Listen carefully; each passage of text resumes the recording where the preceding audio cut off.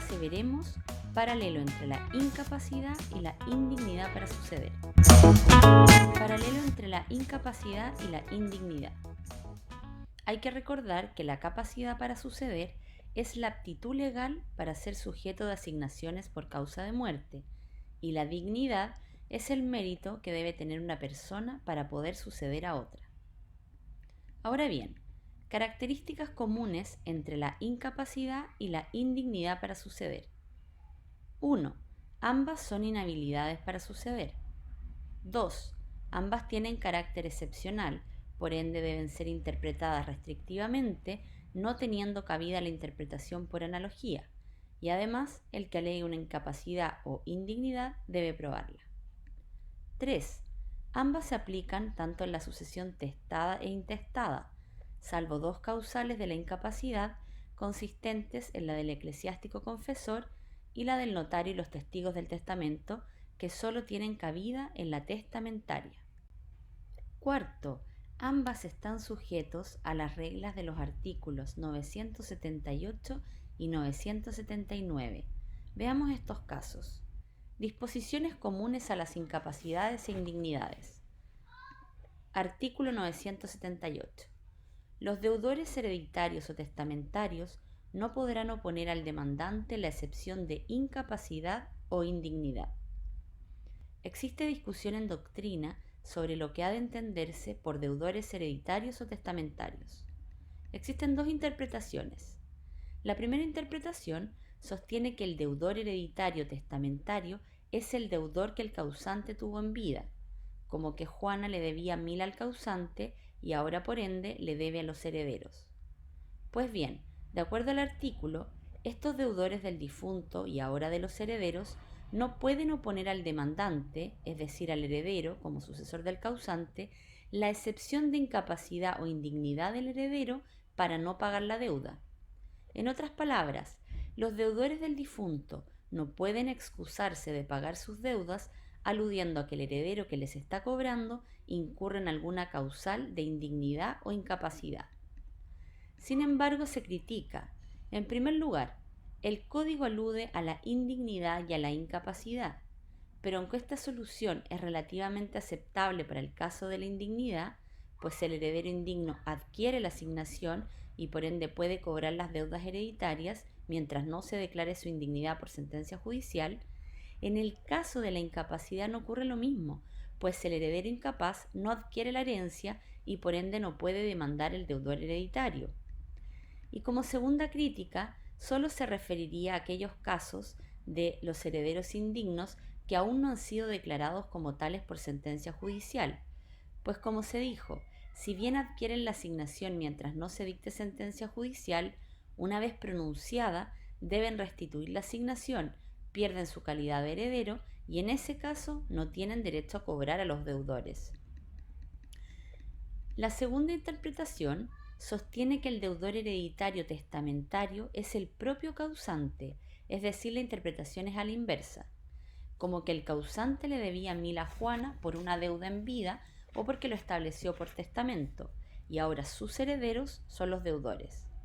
Pues bien, estos herederos, en caso de ser incapaces o indignos de suceder al causante, no pueden excepcionarse del pago invocando como excepción su propia incapacidad o indignidad.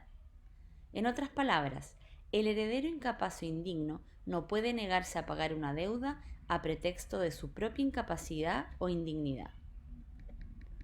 Segunda disposición común a las incapacidades e indignidades. Artículo 979. La incapacidad o indignidad no priva al heredero o legatario excluido de los alimentos que la ley le señale, pero en el caso del 968 no tendrán ningún derecho a alimentos. Esto quiere decir que las incapacidades o indignidades no privan del derecho de alimentos a los herederos o legatarios, a menos de encontrarse en los supuestos del artículo 968. Recordar que el artículo 968 enumera 5 causales de indignidad: el homicida del causante, el que atentó contra su vida, honor o bienes, el pariente que no lo socorrió pudiendo hacerlo, el que por fuerza o dolo obtuvo una disposición testamentaria y el que dolosamente detuvo y ocultó el testamento. El motivo de esta privación al derecho de alimentos se sustenta en el artículo 324, que denomina a estas conductas como injuria atroz. Y según el mismo artículo 324, el derecho de alimentos se extingue por injuria atroz. Ahora veamos las diferencias entre indignidad e incapacidad. La incapacidad impide adquirir un derecho hereditario, es decir, el incapaz no adquiere la asignación. En cambio, el indigno adquiere la asignación mientras no se declare por sentencia judicial su indignidad. En ese caso se lo considera como si nunca fue heredero legatario y tendrá la obligación de restituir la asignación. La incapacidad puede ser absoluta o relativa, dependiendo si la persona es absolutamente incapaz de suceder a cualquier persona o si su incapacidad es relativa y no puede suceder a una persona determinada. En cambio, la indignidad siempre es relativa. Las incapacidades son de orden público, está envuelto el interés general y por ende no pueden renunciarse ni perdonarse ni por el testador ni por otros asignatarios. En cambio, las indignidades son de orden privado, solo está envuelto el interés del causante y por ende, como establece el artículo 973, pueden ser perdonadas por el testador. La incapacidad opera de pleno derecho, esto es, basta su constatación sin que sea necesario su declaración judicial, aunque como se dijo, la jurisprudencia apunta a la necesidad que una resolución judicial constate y declare la incapacidad, pero en ese caso la sentencia judicial cumpliría un rol declarativo mas no constitutivo. En cambio, las indignidades deben ser declaradas judicialmente. La incapacidad pasa contra terceros de buena y mala fe, pues el incapaz nada adquiere. En cambio, la indignidad pasa únicamente a los terceros de mala fe. Antes de la declaración de indignidad, se considera que el indigno es heredero legatario, por ende, puede realizar actos de disposición. Si el tercero que adquiere estaba de buena fe, el acto queda firme, pero si estaba de mala fe, sus actos se verán afectados por la indignidad. La incapacidad no se transmite a los herederos porque el incapaz nada adquiere y por ende nada puede transmitir.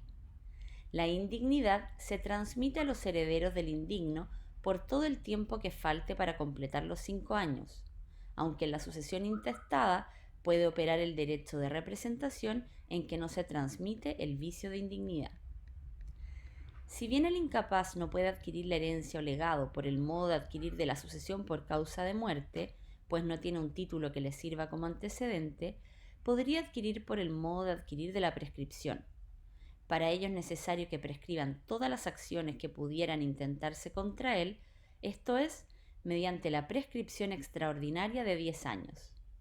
En cambio, la indignidad se purga en 5 años de posesión de la asignación, aunque se discute qué tipo de posesión exige el legislador.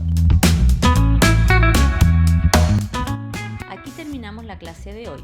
La próxima clase veremos el desheredamiento. Si bien no suele ser el próximo tema a tratar, se decidió estudiarlo en este momento para facilitar su comparación con la dignidad y capacidad, típica pregunta de examen. Recuerda poner me gusta en el video, suscribirte y apretar la campana de avisos para que seas informado apenas subamos un próximo video. Mucho éxito en el estudio.